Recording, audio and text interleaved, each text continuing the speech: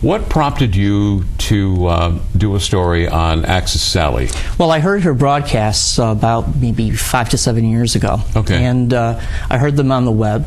And I listened to Tokyo Rose and Fred Kaltenbach and Lord Haw-Haw.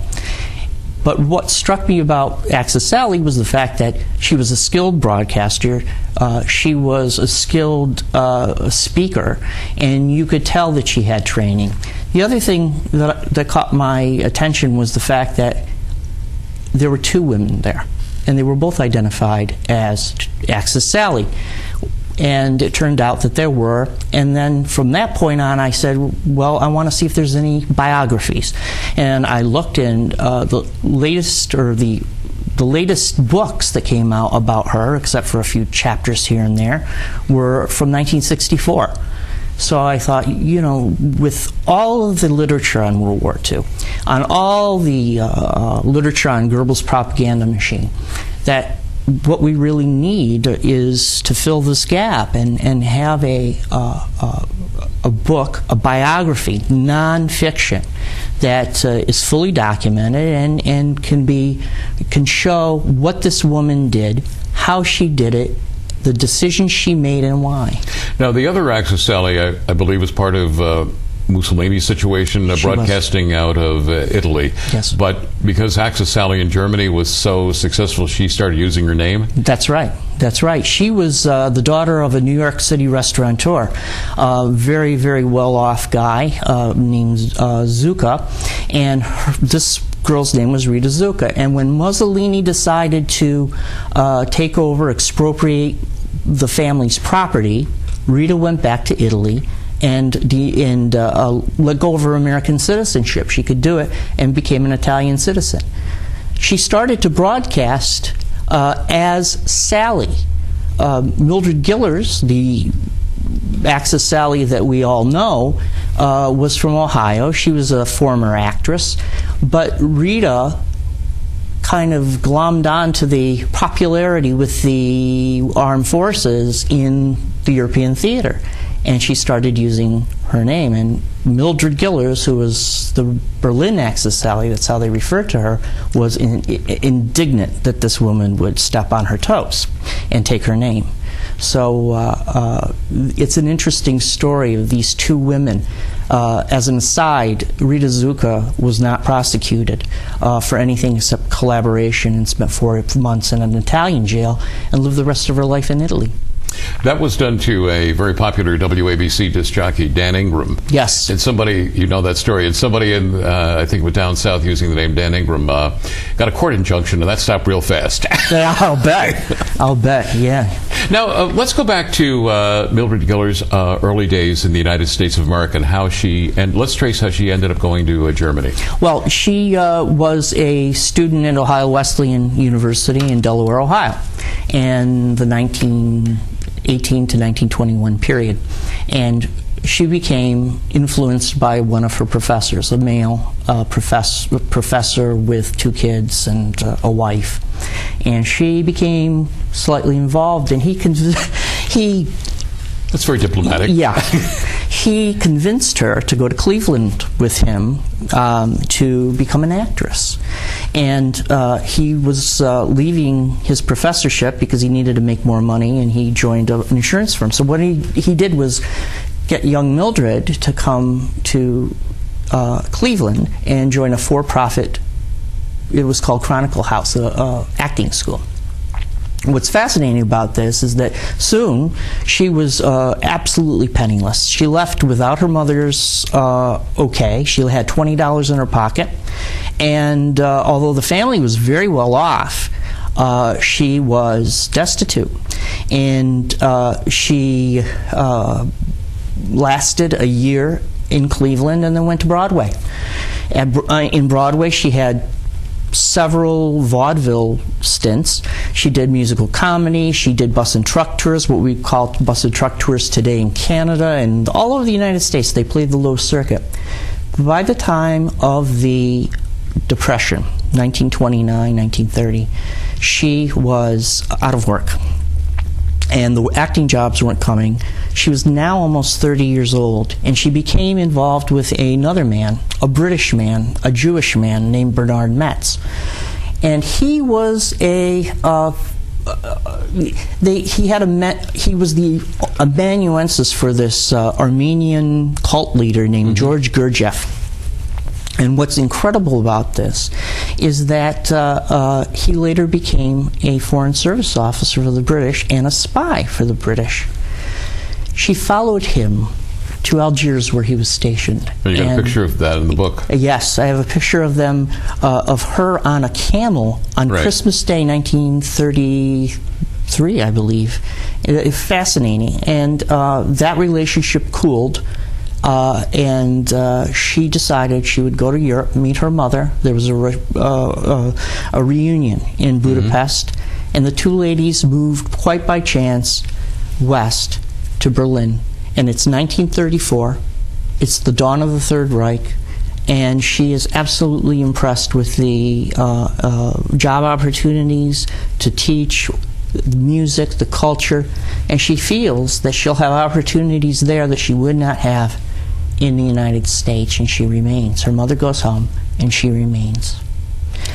And eventually, a former teacher from the United States comes to Germany, and they meet, and she ends up working for the Nazi radio. Nazi radio. Yes. She gets her first job for the Germans. To talk about that, how that happened. She had been the personal assistant of one of Goebbels' favorite actresses, a woman named Bridget Horney. This woman was the daughter of a very famous psychiatrist, psychoanalyst. And like all of Goebbels' favorite actresses, she wasn't German. She was, in fact, Scandinavian or Czech, or like Lita Barova or his mistress. And what she had done was, when the war broke out, she could no longer keep her as a personal assistant, Mildred. Now, she had been doing film criticism, she had been doing dubbing in English, she had been doing a lot of things for the German cinema, and the way she termed it was the wolves were at the door. They were coming, and she was hungry, she had to have ration coupons. So in 1941, one of her friends says that there's openings at the German radio. She does the audition, doesn't think that she's going to hear anything of it, and they hire her the next day. The reason why, and I found this during my research, is it's in the Bundesarchiv in Berlin, that they were complaining that the propaganda against the United States wasn't working. The whole idea of propaganda was to keep America neutral, and those thick Teutonic accents weren't getting across to American listeners, and they wanted someone who could speak like an American, speak with the colloquialisms, and she fit the bill, and she was trained in acting, so she was really head and shoulders above what they had. Now, she started out as a disc jockey, right? She did. She was a disc jockey. She was spinning records. She was making announcements about the news, and generally she wasn't broadcasting to the United States anything except those announcements. She was broadcasting to Ireland, to Britain, but not necessarily the United States. When Max Otto Keuschwitz, this former Hunter College professor, becomes her boss, she is forced to go to the USA Zone and starts to do propaganda. And of course, she ends up being involved with him in an adulterous relationship. And I believe he died before the end of the war, right? He did. He died of tuberculosis in 1944, in September 1944. Now, what I found fascinating, I've never heard air checks of Axis Sally. I've heard air checks of our broadcast to the German soldiers, from which came out of England. But what I found fascinating, I always knew that the American troops, whether it be Tokyo Rose or Axis Sally, heard these broadcasts, but I didn't realize back here in the United States, and shortwave radio does get back here, that she had a tremendous audience of American listenership as well. Yeah, they had, the estimates that I've read is somewhere in the neighborhood of 170,000 in the United States. That's a low number. That's a very low number, but those people who were listening back in the United States, especially during the war, would listen to her broadcast, listen to her speak the names of the downed servicemen, write them down, and then send cards on her request to the families, the mothers, the fathers, the sweethearts, and tell them, your boy's been captured, but he's all right, he's alive. And that really held her in pretty good stead when she actually came to trial, because of the 10 counts that she was indicted on, she was only convicted on 1, none of which had to do with the medical reports. What sort of an impact did her broadcasts have on the morale of the citizens of the United States?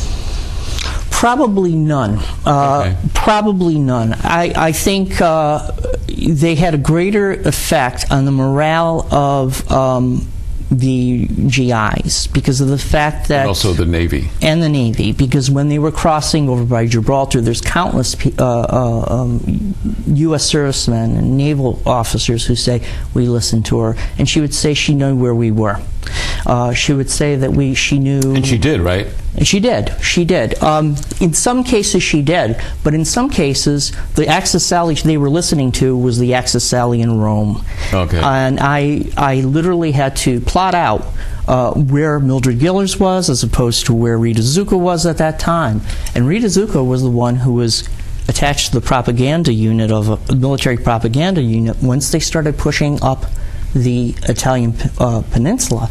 Once they were pushing up, she would decamp and move with the German army up north. So many times that you read that Axis Sally was taunting them, Mildred Gillars was off in France interviewing POWs and people in the hospital. One thing I did not realize, you were said in the book that the famous song Lily Marlene was her signature song, and that's the song of a young soldier on watch. Yeah. And I've always referred to him as Joseph Goebbels. You're saying Goebbels, but that song became popular in Germany, and I come to find out that he banned it for a while, yeah. And then he got so many complaints from the German soldiers that yes. he allowed it to be aired again, and it was actually Nazi Germany that made that song a hit. I never realized that. It was, and even Marlene Dietrich later in her life would sing it. She had a famous version of it. There was a hit here, and it was a hit all over the world. It's still being used today. It's I never knew the history of that song. What was the impact of her broadcasts on the soldiers? I mean, you mentioned they had a big impact, and also on the sailors. Were they shaken up by it, or I think out? they discounted it. I think they were more interested in from what I've read and the accounts I've read, that they considered it bull, and they enjoyed the music. One innovation that she brought, that Mildred Gillars brought, was she said, "I'm tired of playing these records. I can't get any more records from the Britain and the United States." She said, "I need an orchestra," and she brought in some of the best Weimar era musicians into her orchestra, and she had them playing right in studio with her. And they played the hits. And they played the hits, and they played, Benny Goodman. I think at that time, Goebbels didn't. He wasn't aware that Benny Goodman was Jewish, so they would they would do this. And I didn't know it until just now. right, and they didn't. It was a wonderful. They were incredible musicians, these guys, and. In 1945, one of the last people that she sees in the radio station, I put in the book, is a former musician who was in her orchestra, and she tells him, "I don't know where I'm going to go, the Americans are after me." And within days, the Russians came through the front door, and she left through the back.